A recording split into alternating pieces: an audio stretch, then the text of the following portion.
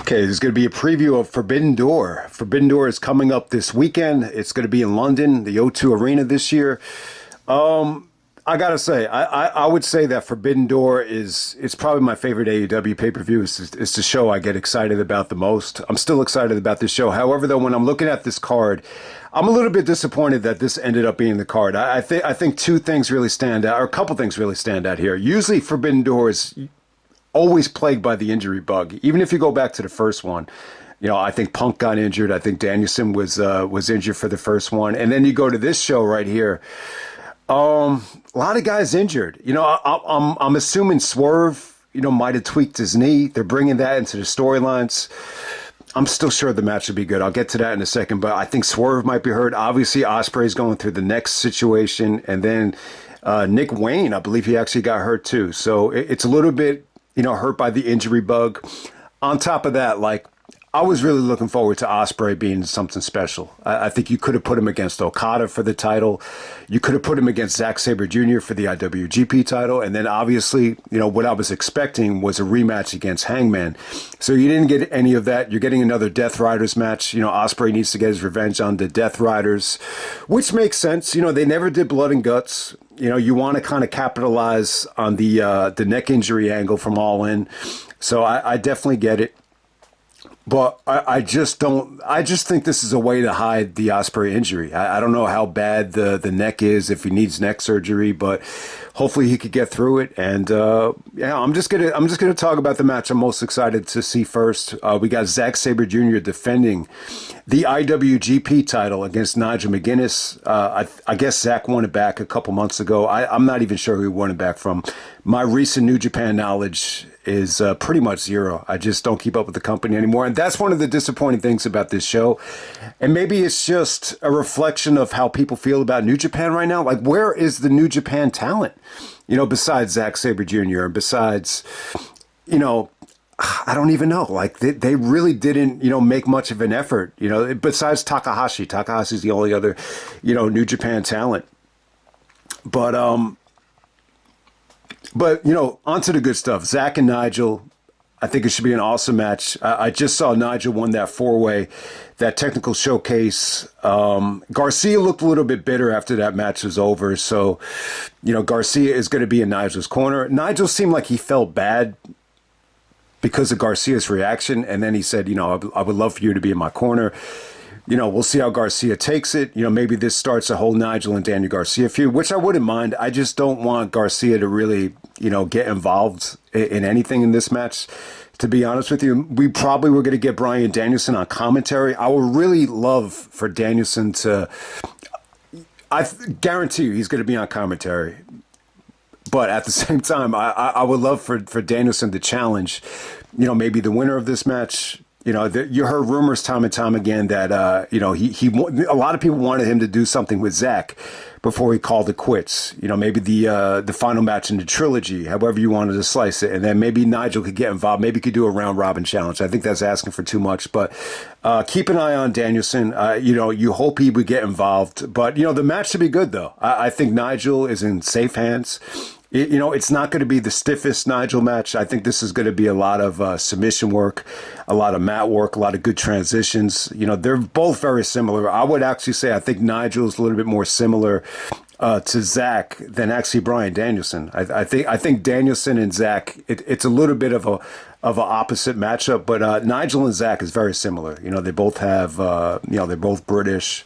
And I think the styles are just very, very similar. It should be really, really awesome. That 4-way with Nigel, it was kind of weird. I wouldn't say it was great. It was kind of a weird way for Nigel to make his comeback. But this should be a great matchup. I'm really looking forward to it. And hopefully the fans, give Nigel the respect that he deserves. Last year he was in a gauntlet match. There's a lot going on there. But this year he could kind of, sink his teeth into this thing. It's one-on-one. And yeah, this would be a real treat for the fans and a great night for Nigel. And yeah, hopefully he could fill in that void for Danielson because, obviously Danielson is, probably on the way out. I would assume he should at least have one more match, but, maybe Nigel could kind of fill in that part-time void. if Danielson is not going to wrestle. So, I'm looking forward to it, more than any other match on the show. All right, Hangman going up against MJF. Wow. This took a turn for the worse. I was expecting. This is my original prediction before Dynamite. Dynamite fucked everything up with this new stipulation, and MJF, the young genius, decided to attack Mark Briscoe and light him on fire, and Hangman agreed, to not cash, to not let MJF cash in his title shot. So they're going to go against that. So MJF is not cashing in the Casino Gauntlet contract here, which is huge. And then, Hangman agreed that if he's counted out or disqualified, he's going to lose the title because, Ricochet and MJF, they threatened to light Mark Briscoe on fire. So they used Mark Briscoe as bait to just change the stipulation, which was good. It definitely was good for MJF. I thought going into this thing, he needed to win the title because, the Hurt Syndicate kicked him out and, Paige kind of bullied him into agreeing to cash in on this title shot. So, he had to do it, but this new, stipulation here, I'm assuming Hangman is going to win this thing. I just can't see MJF winning the title if he still has the contract at his disposal. I just think it's just kind of pointless for him to have it if he's already the champion. So, I definitely think you want Hangman to, retain the title in his first pay-per-view title defense. I mean, look, they cashed in on Hangman in that big moment. For him to come up short against MJF, especially with all these new stipulations intact, I think it's unrealistic. But I'm glad that these guys are going back to a title match here. They had that great match to open up Revolution. This time it's for the title. I mean, you could really debate until the end of time, who's more valuable to AEW. I know a lot of guys, think Hangman is the heart and soul of AEW, but I would actually. I think you can make a legit argument that, because of what MJF has done over the years on the microphone, and even his title reign, I think you could really argue either way. I know some guys would disagree with me, but it's a great match, and I'm glad that they're going back to it for the championship. I just didn't expect it to happen at Forbidden Door. I just think Forbidden Door is a weird spot for it. I really think you could have done this match, in the States. You could have done this in Toronto. You could have done this anywhere, but, you know what? I think the silver lining is it does open the door up for, someone of Canadian descent to actually get the title shot in Toronto. But we'll see what happens there. All right, yeah. Speaking of the Canadians, we got Edge and Christian, nowadays known as Adam Copeland and Christian Cage.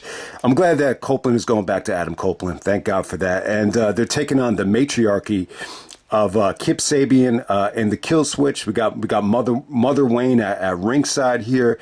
Nick Wayne just went down with an injury, but they kind of made up for it at the last second. They kind of resurrected Kill Switch like he was a Frankenstein to attack Edge and Christian. I don't have much to say about this matchup right here. I think it's extremely predictable. This is kind of filler until you get to the Edge and Christian FTR match, which could main event Toronto at All Out. So this is just kind of building to that, but it's cool that Edge and Christian are back together. This is a very, very weird, reuniting. It's almost like Christian hasn't fully turned babyface yet. I definitely think he needs to change his look. Maybe he could, shave his beard because he's still acting like an asshole. He still looks like an asshole. But the bottom line is they're not on the same page, but they're reading the same book. And they agreed to, tag up together. What was really, really interesting, though, is, some of these beatdowns on Christian, from Nick Wayne. He really got personal on Mother Wayne. Like, this is the first time anyone has ever taken a shot at a woman's private parts for being too much of a gape.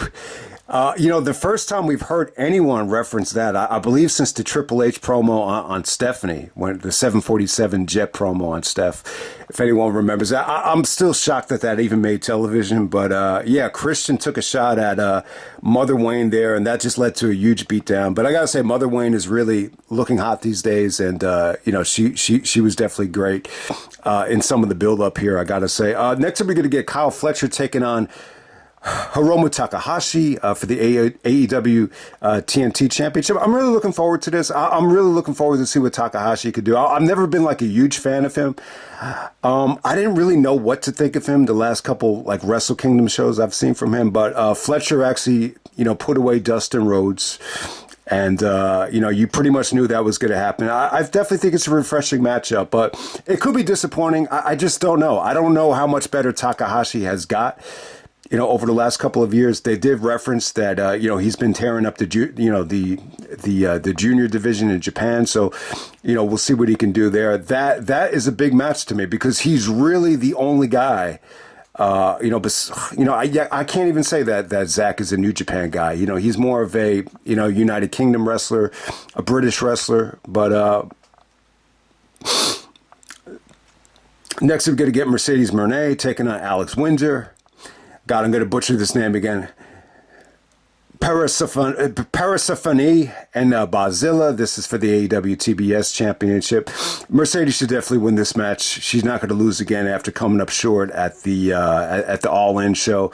But definitely, you got women representing multiple promotions all over the world there. I don't mind it. And then you get Toni Storm taking on Athena. For the AEW Women's Championship. I think this is going to be great. I think this is going to be one of the best matches that we've had in AEW for the women. I think that Athena promo on Collision, if anyone didn't see it yet, was pretty awesome. So, definitely Athena, if anyone has been paying attention to her Ring of Honor stuff over the last couple of years, it feels like she's been like in a cage last couple of years, just, doing everything she can just to get better. And the opportunity is finally here, and I think it's a huge matchup. She's also the ROH champion, so she's probably going to come up short here. And Forbidden Door is kind of a weird place to do this. This is another match that you could have done in the States anytime you wanted, but I still think it's going to be an awesome match. I think, Toni Storm is Australian, obviously, but still, like, there's a lot of similarities between Australian. Sometimes you can't even tell the difference. Like Naomi Watts is another example. Nicole Kidman is another example. If someone's Australian or from the UK, it's tough to even tell the difference. So I'm sure that she's still going to connect beautifully with the crowd, Toni Storm. She did in, last year at All In when they did it in Wembley, and it'll happen this year too. But Athena is an awesome wrestler, so they're both awesome. So I would even expect this to be better than the Mercedes match. Next up, you're going to get Okada taking on Swerve for the Unified Championship. So it looked like Swerve might have buckled his knee when he took out Okada on that double stomp, a couple weeks ago. And then Okada actually did a face-to-face promo with Swerve that Renee conducted. And, Okada just said, he said, Swerve, how's your knee? And then you could see kind of the mind games come in. So, just because someone has a knee injury, it doesn't mean that the match is going to be bad. But that the knee is going to be a factor. How serious is it? Is it more of a kayfabe injury? Is it a legit injury? I don't know, but Swerve always delivers. I think him and Okada should be a great match. I definitely see Okada winning this because, when you think about it, I think Okada's been undefeated in AEW so far. I mean, really, the only times I remember Okada maybe losing a match was in the Continental Classic. He must have lost at least a couple matches there. But in terms of him actually losing on a pay-per-view or losing on Dynamite in a non-tournament match, I don't think it's ever happened. So I'm going to say Okada is still undefeated, away from the Continental Classic stuff. So I'm assuming Okada is going to win this thing. I think most people want to see Swerve win the AEW title back. I this Unified Championship thing, you're still trying to get it off the ground. If Swerve is open to winning this belt and making it something special, I'm sure he would do it. But I just don't think he's good. I just don't think he's going to win this match, and especially if he's injured too. So, all right, next up we're going to get the Hurt Syndicate taking on Brody King and Bandito and the FTR. Really, really interesting match. All right, so I saw the FTR match against Brodito on Dynamo. Well, I didn't see it, but I saw the highlights. It looked like it was awesome. It went to a time limit draw. So the result is it's going to be a triple threat match here, which I think is the right call because Hurt Syndicate FTR, that's heel versus heel. You want to get FTR on the show to get them ready for Edge and Christian. But you know what, man? If I were to be completely honest with you, I think FTR needs to win this match, because I think you could really sell FTR versus Edge and Christian as the main event in Toronto for All Out, and it needs the tag team titles to do it though.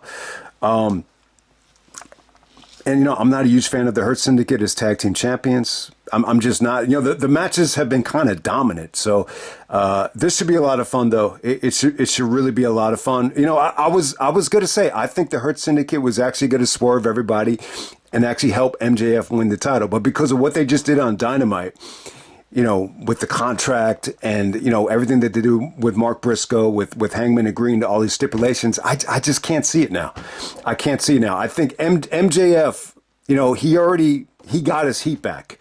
So if MJF didn't get his heat back, this is what I thought was going to happen. I thought MJF was going to win the belt, and the Hurt Syndicate was actually going to, help him, win it back. But we're going to move on to the main event. We got the Golden Lovers. We got Kenny Omega and Kota Ibushi coming back, teaming up with Darby Allin, teaming up with Tanahashi, and Will Ospreay. Ospreay is obviously the captain. This is Will Ospreay's chance to get his revenge on the Death Riders. You don't even have Hangman involved here in this situation. You don't even have Joe involved in this situation. And the Death Riders is Claudio and Moxley teaming up with the Young Bucks. And then we get Gabe Kidd actually replacing Wheeler Yuta, which is definitely the right call. Putting Yuta in this match, I think, would have been the wrong call. So lights out steel cage match. Hey, look, man, I'm sure it will be pretty awesome. I think a lot of it depends on Ospreay's health. There's a couple of different things you could really do here, and I'm thinking about the next pay-per-view too, which is in Toronto. The last time Kenny Omega and Ospreay faced each other, it was at Forbidden Door in Toronto. A lot of times in these steel cage matches, they'll use it to kind of get a feud going or to set up another match. So you could easily, plant the seeds for Omega and Ospreay. It's highly unlikely, though. I think if that was going to happen, a championship would have to be on the line. So that's probably, especially with Ospreay's injury situation, I'm not sure if that's the right call. The other side of it is the Bucks and the Death Riders. I think now that Moxley is not champion anymore, I'm just in favor of pulling the plug on this whole Death Riders thing, and hopefully this is like the last straw of it. But you might be able to do a situation where you could kind of transition to Moxley, feuding with the Bucks. I don't know who could be the babyface or who could be the heel there. The Bucks are getting like great heat for like not having their entrance music, and for them just to not get the VIP treatment. So you could definitely still have some fun with the Bucks as heels. I don't know if Moxley really works as a heel. I just really have not enjoyed him as like a natural heel. But at the same time, maybe they're so deep into this thing that you can't turn them back. So there's a lot of possibilities. I mean, there's definitely a lot. I would definitely say this, though. I think this is a situation where I just don't think you're going to get this big celebration with guys beating the Death Riders. I think we've seen it multiple times. You saw it on Dynamite, Spring Breakthrough with Joe, getting the win. You saw it at Double or Nothing with, Kenny Omega's team getting the win.